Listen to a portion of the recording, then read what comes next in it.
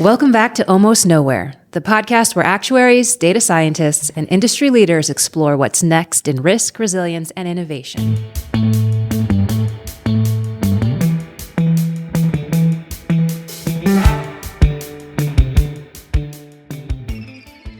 I'm Alicia Burke from the CAS Institute.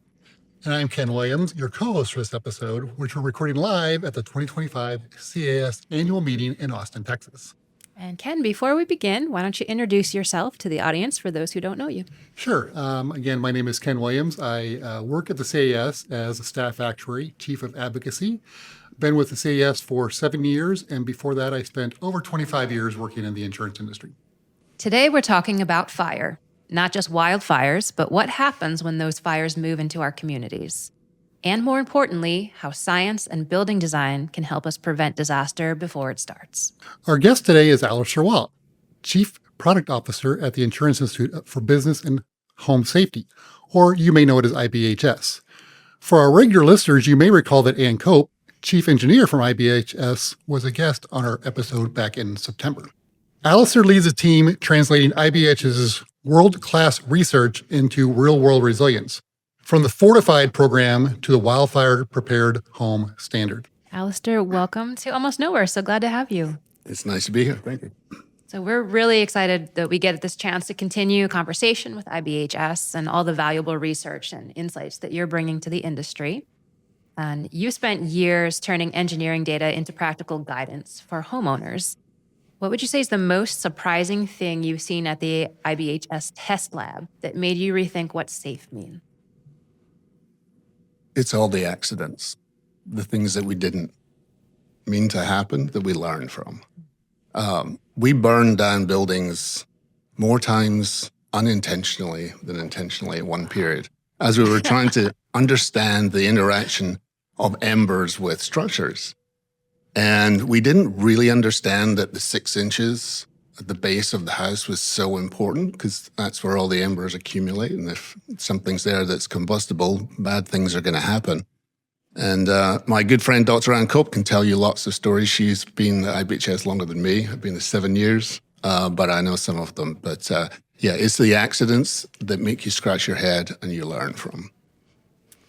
Yeah, so we did hear from Ann about how homes fail in the test lab. We also talked to wildfire planners on our shows. We talked to Molly Mowry about communities, how they're expanding into the higher risk areas. So from your vantage point, what's changed the most in how we define wildfire risk? I think it's the density of homes. We have, just taking California as an example, it's always easy to pick on California, but it makes a good point. We have parts of California where we can pack houses in with a 3-foot setback. And these houses are unmitigated. And they're close to the wildland urban interface, which means that on a bad day, when the fire starts up in the mountains, embers are going to be cast down. And when one house catches fire because some shrubs in the front yard were attacked by embers, and then that shrub was very close to a wooden fence that caught fire, and that wooden fence was very close to the house that it was attached to, and it ignited the house, that's the beginning of a conflagration. And if firefighters can get there in time to mitigate, to stop the spread, then that's a really good day. And in many days, especially in these conflagration type events, it's those 1% of fires that end up in the tragedy happening.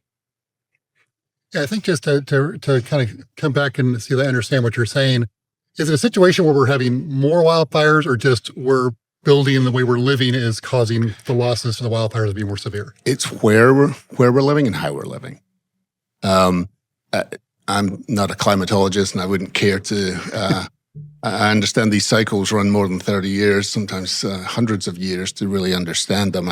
So I don't really have a view on that. But when we look at the number of structures that have been destroyed in the last decade, we look at Camp Fire, 18,000 structures. We look at the LA fires, 15,000.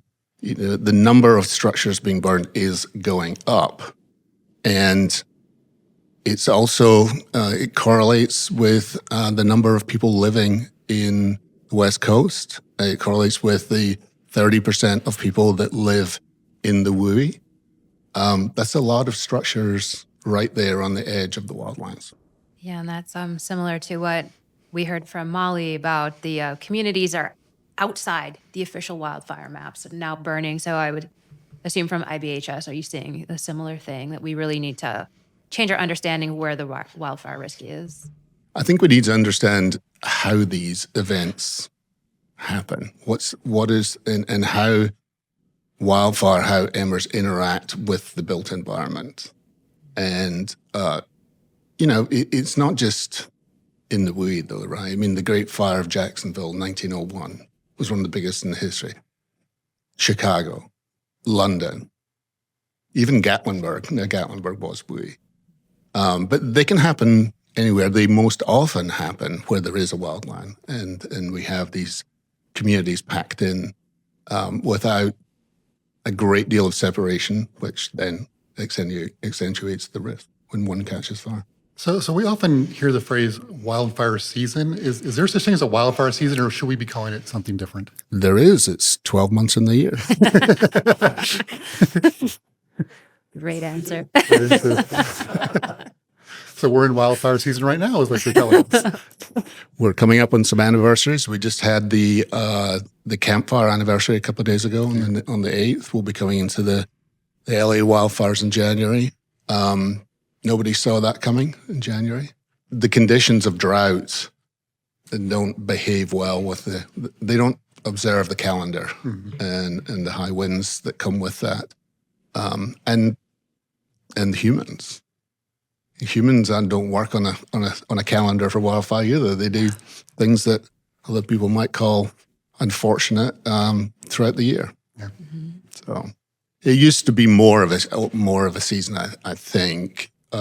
But again, population boom, more houses in more vulnerable places, cycles maybe in the climate space conspiring to just make it all very difficult to predict. Yeah. And IBHS has done a lot of remarkable work translating research into building codes and programs like Fortified and Wildlife Prepared Home. So can you tell us a little bit about how do you go from that controlled lab where you have lab results to changing how homes are actually built? Yeah, no, it is great. It's great to have a job where you can actually measure success by the number of homes that you mitigate, the number of lives, that you're protecting. So our belief is that, we study what happens in real life after events, and we study the science hypothesis. We test things out in the studios, in our lab. And when we see the same things happening in the field as we do in the lab, we know we're onto something. More often than, I don't know if it's true, more often than not, but a lot of times we see things that happen in the field and we kind of scratch our head and figure out. For example, we didn't really understand the vulnerability of a hot tub full of water until the LA fires. And well, what's going on here? We saw this pile of plastic right there on a concrete pad. And what happened? Intuitively, you kind of think about it as embers being cast through the air and they hit water. And so what's happening? So we burned one ourselves. We set up in the lab to try and replicate what we saw. But it turns out that embers get underneath. And there's a big vacuumous area of insulation, of piping, of pumps, and electrics, and everything else.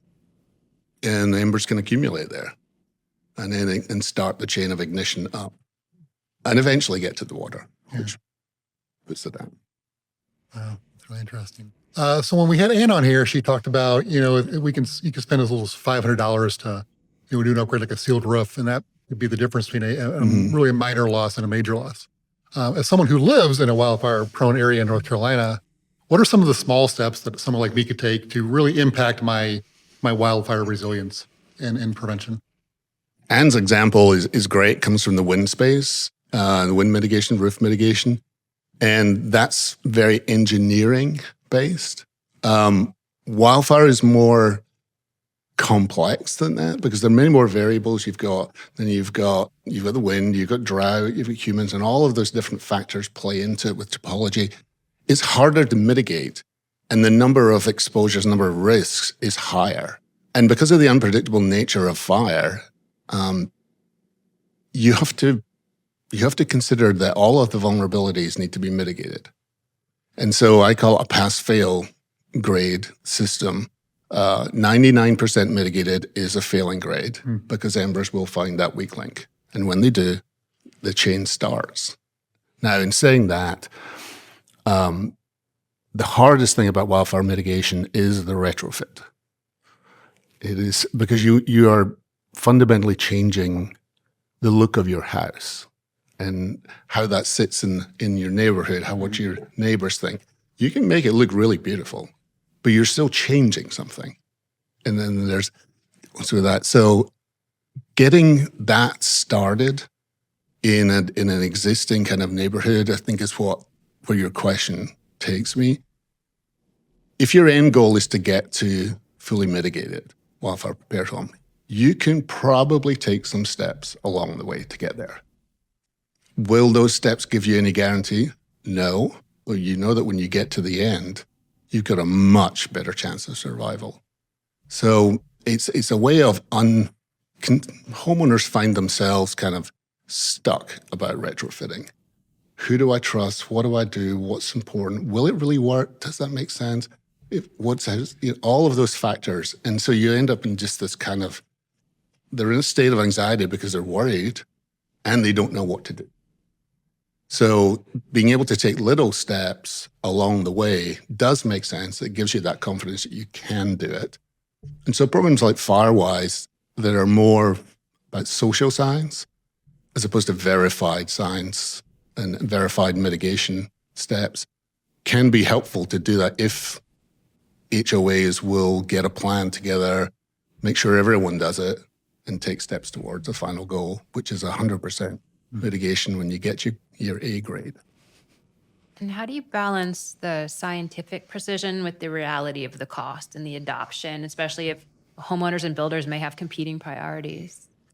So the good news is, from a new build perspective, it's not a lot. Like our fortified program, to get to fortified gold from a new build is 3%. 3% of $1 million can be a lot, but it's still 3%, especially when you put it in the context of the resale value. You see about a 7% increase in the value of the home. So it's an investment that pays off. We haven't got there with wildfire yet, but we think from some of the studies that we have conducted, we think it's probably in the same ballpark of 3%, depending on what the base building code is in your jurisdiction. If you're nowhere near California, it's going to cost more. If you're in California in the wild and space and you built to 7A, you're basically talking about doing eaves, windows, and then it's defensible space. So it depends on where you live. So if you said, for all the homeowners out there, what's the one thing you wish they knew about how a wildfire is actually going to destroy their home? Because it's not necessarily what people think, correct? Yeah, it's all about the embers. Remember the ember. I tried that campaign. It didn't get as much traction as I thought it would. I was enamored with it, but not many other people were. But it's understanding how houses catch fire. It's understanding that progression, and it's not a one-off. It's not, it could be a flame on the side of your house from a tree or something like that catches fire. But more often than not, it is the embers. And the way the science works is the embers accumulate. So they've got heat. They give out that heat, and they heat up the material that they're touching. And if the cooling of the air is less than the heating, then it catches fire. That's how combustion works. And I don't think that's generally well understood. That makes sense. So we've talked a bit about structures, but as we've heard from Molly and some others on prior episodes, the wildfire risk is also a systems problem. So it spreads through vegetation, design, behavior. So how do we connect the dots between the home and the neighborhood and the whole community? Yeah. So we know it's great to talk about parcel level mitigation, right? It's easy to kind of get your arms around. And what's next to you matters, right? And so that's your point. So that's why we started off in 2022 with the parcel level program, because we felt like we were being pushed by our executive committee to develop a wildfire prepared program. And Anna and I talked about it a number of times and thought, we're always very nervous about these kind of things. We want to make sure we don't leave any vulnerabilities. But we got together and we thought about it. We talked it through. We thought we did have enough science to start at the parcel level, and we needed to understand more about the neighborhood levels, particularly separation distances between houses, in order to get to that. So we came up with the neighborhood standard, which has been in draft for the last. It went into final middle of the year. We didn't plan on launching it when we did, but we essentially, because KB Home in Escondido, California, built the first wildfire prepared home basically as a pilot program. We'd been working with the KB for about 4 years, and it's a good story. Their VP from Steve Ruffner from Southern California came to one of our demonstration burns. And I was standing there, and he came up and tapped me in the shoulder and said, "I want to talk to you." 6 months later, we had the development we were doing, and so that was the launch of that program. But that's all about when embers come into the community, they just die. They might ignite little bushes and things like that, but there's no pathway from there to the house. And so you can have, from a retrofit perspective, you could have a scenario where you have essentially like a moat around the edge of the neighborhood, which would be built to our highest level of protection, Wildfire Prepared Home Plus. And then in the middle of the community, you could have to the base level, which protects against embers. So when embers come in, they would be met with a wildfire prepared base home, and they wouldn't do any harm.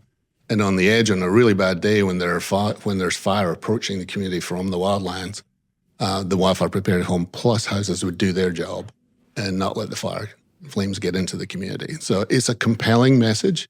Insurers like it. Mm-hmm. We have, there were 64 houses in the development Dixon Trail. They're all built. They're in the final phase. I think they're the last one or two maybe finishing up right now, but they're all sold and they're all insured.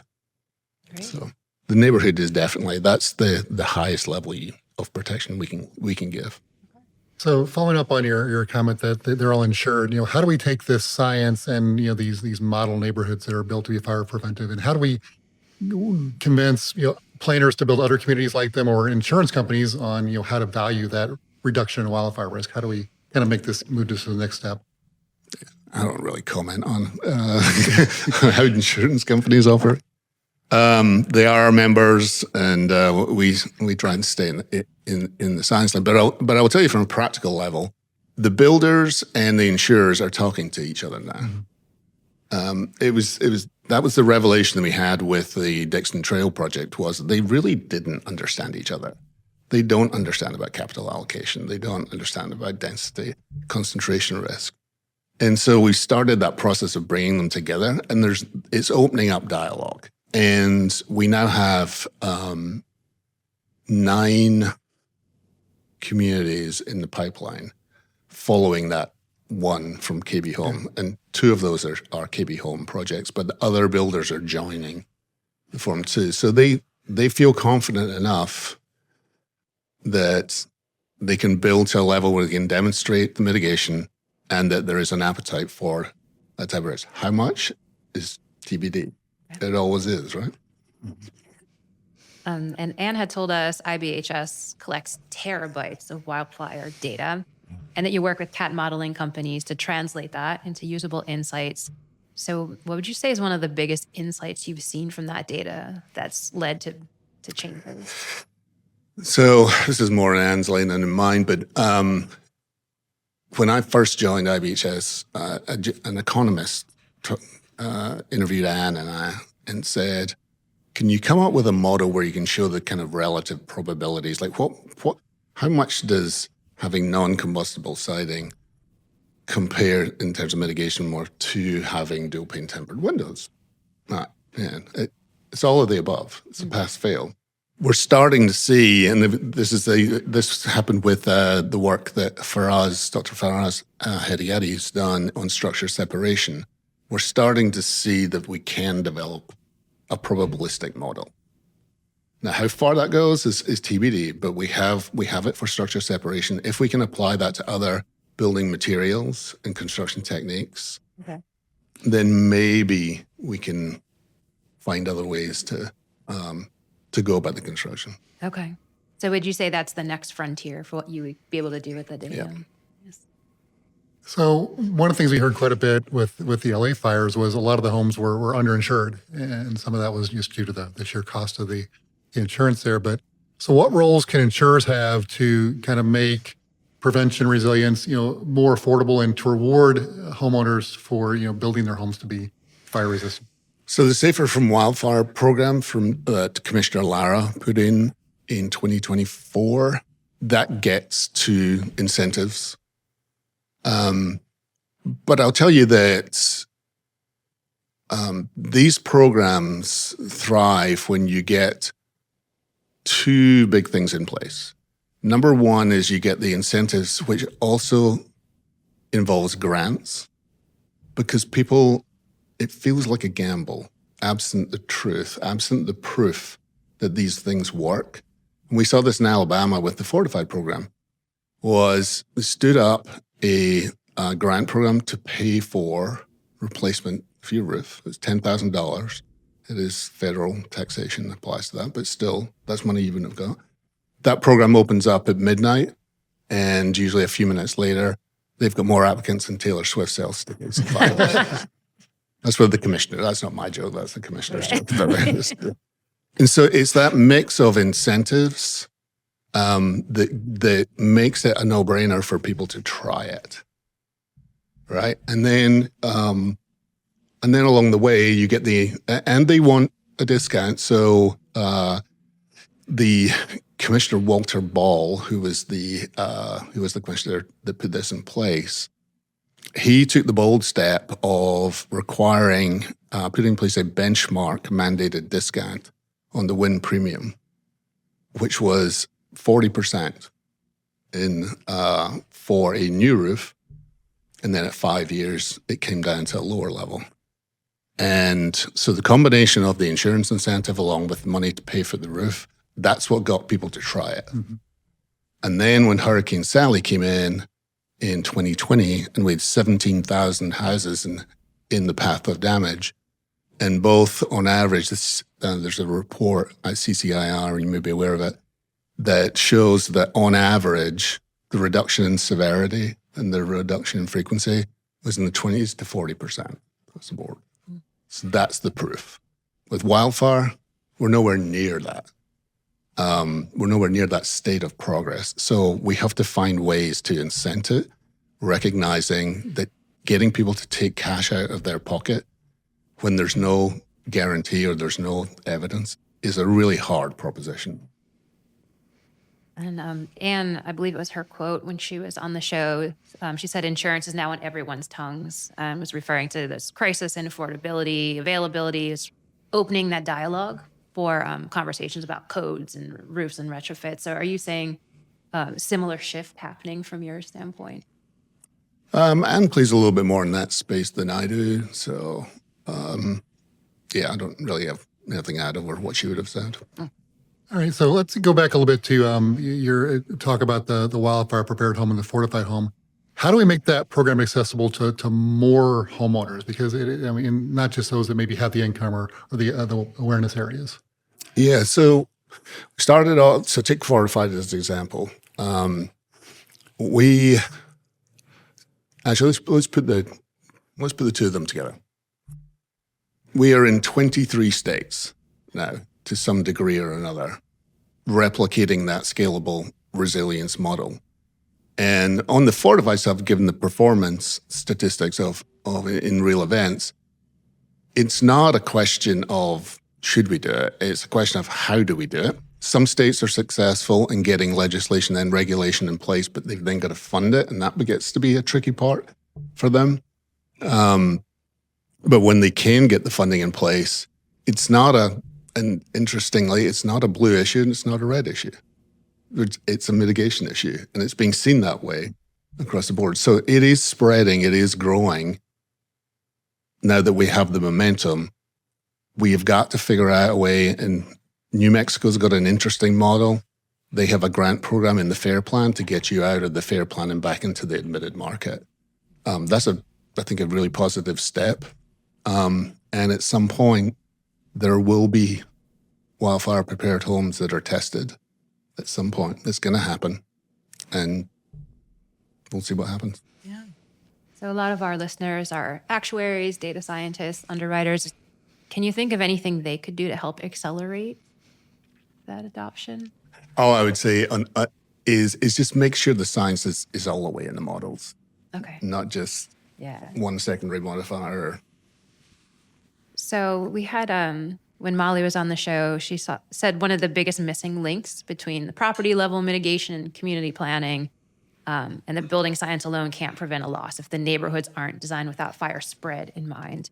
So can you talk about how IBHS is engaging with planners or local governments to translate your research into zoning, density, and land use decisions? So we have a fairly large, for us, we're a 95-person organization, but we do have our codes and policy team, which is made up of former fire marshals, fire chiefs, policy experts, and we've recently doubled the size of that team under Michael Newman's leadership, and that is exactly what they're doing. Is we are invited to the table on all the code fronts. The IWE codes, we were instrumental in that. The ANDS team at that point before Michael took that up. So yes, we play hard at that. Less so at a local codes level, just because there are just so many code jurisdictions. That being said, we kind of do it a little bit through the back door. So if you think of Orange County, we have an Orange County former fire marshal on our team. And so we can influence that area that does, would benefit from greater understanding of the science. So kind of a question for you. If we get insurance companies to really lean into resilience and wildfire prevention, and we get communities to really lean into it, and we price it correctly, we reward it correctly, we communicate it correctly, 10 years from now, how much can we reduce wildfire losses, do you think, or longer term? That's a great question, Kay. We know how to significantly reduce the probability of conflagration. We know that. And that's what we designed. If we can keep builders and insurers dancing together, not like a middle school dance, but like a senior dance, they're not stepping on each other's toes, then I'm confident that we can get there, because their basic needs are going to be satisfied. And it's going to require work. We're right there helping to facilitate as well as we can, but once we have a fire, when wildfire prepared homes show, then that's your tipping point. And I think given the science of where it stands even today, and what we will discover in the next few years and build into to make it even more resilient, I see a very hopeful future in terms of our ability to manage. And there will be those days, those 1% of fires that are going to really challenge us. Sticking with that theme of looking ahead 10 years, do you have any forecasts you can share for what the next leap in wildfire mitigation might be in terms of materials or AI somehow involving communities, anything? It's going to shape it. I think it's going to be the social science, because the science is known. We will make it better. We know how embers react. We know how embers behave. We know how fire spreads. We know about radiant heat in the building materials. We will see incremental progress for sure. The area that we need to make more progress in is in the social science to incent people, because the incentives have to be complemented with training. They have to be complemented with contractor availability, trust, all of that. So facilitating all of that together into a program to me is top of my list for my objectives for the coming years. So we heard from Ann that by 2030 we're going to know what's on every roof. If there was one piece of data you wish you had that on wildfires, what's that data gap that you'd love to close so we could work more on wildfire resilience? Yeah, the age of a roof is very important. I might have a KPI for that next year to establish that standard. But the one thing in the wildfire space that I'd like to know, it's all discoverable. We know we require a Class A roof, and in some states, that's a little bit more challenging than others. Like we know that if you go to Menard or you go to Lowe's or you go to ABC or any of the distributors, and you look at just asphalt shingles as an example, you'd struggle, I think, to find one that wasn't Class A rated. So that's not going to be.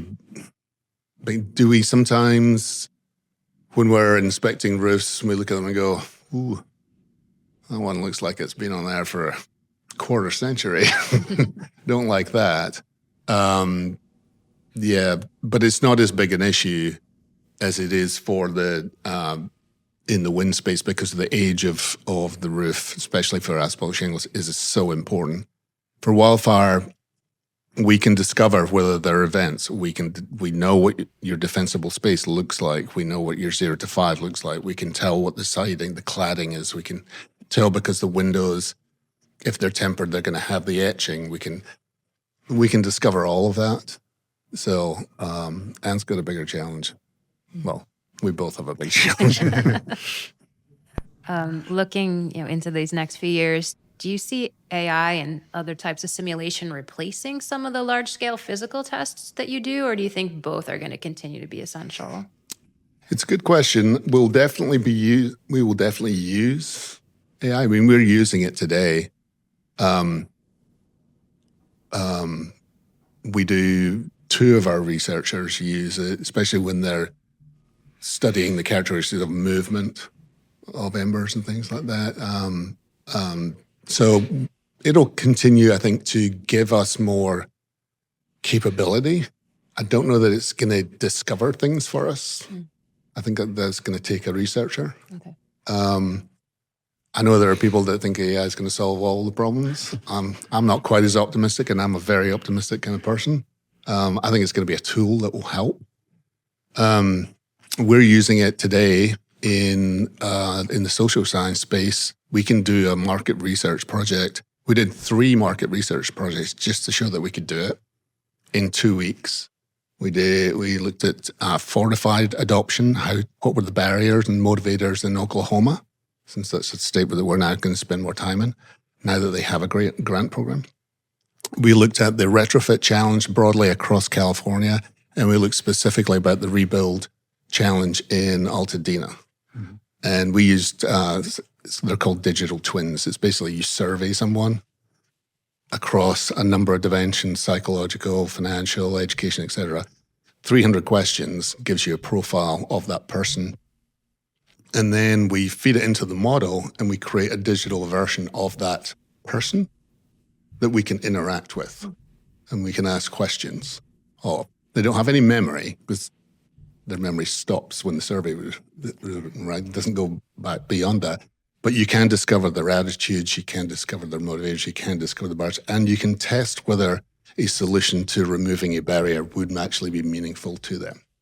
So I think we'll see a lot more fidelity there in terms of connecting with people to help them along. And if we don't get, maybe we add another part of our scalable resilience model, which is a much deeper understanding of it.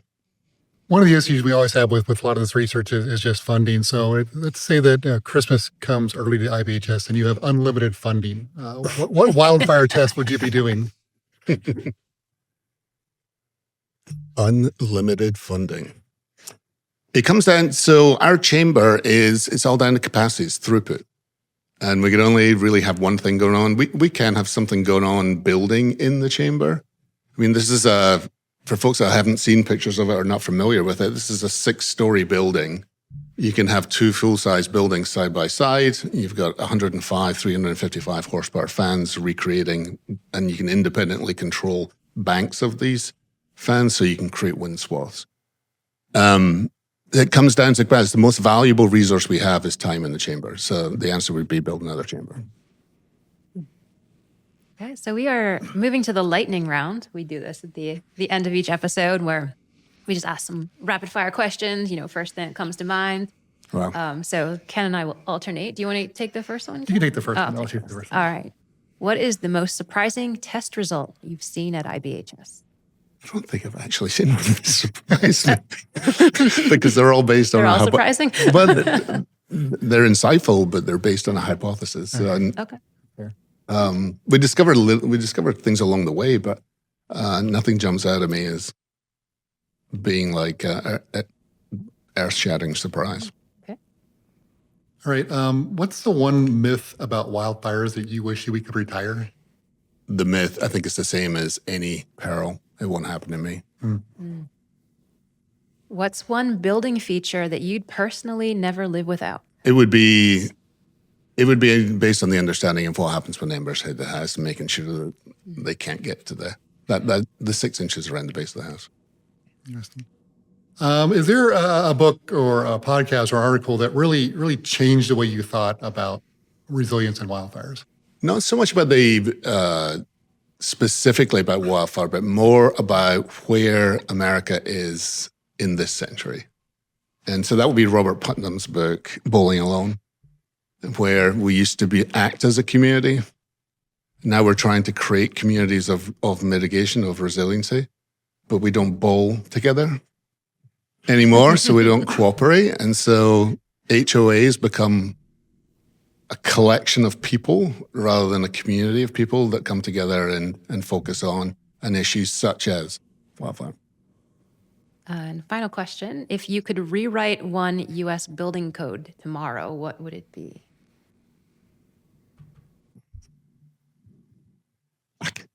Thousands of them. I'll answer a slightly different question. Okay. If I could change the enforcement of code and the inspection of code, that would be a game changer. Thank you so much for joining us today. It's been a pleasure having you on the show. Would love to have you back someday. Thank you, Ken, for co-hosting. It's been an adventure. Thank you very much for having me. Thank you. It's been a great conversation.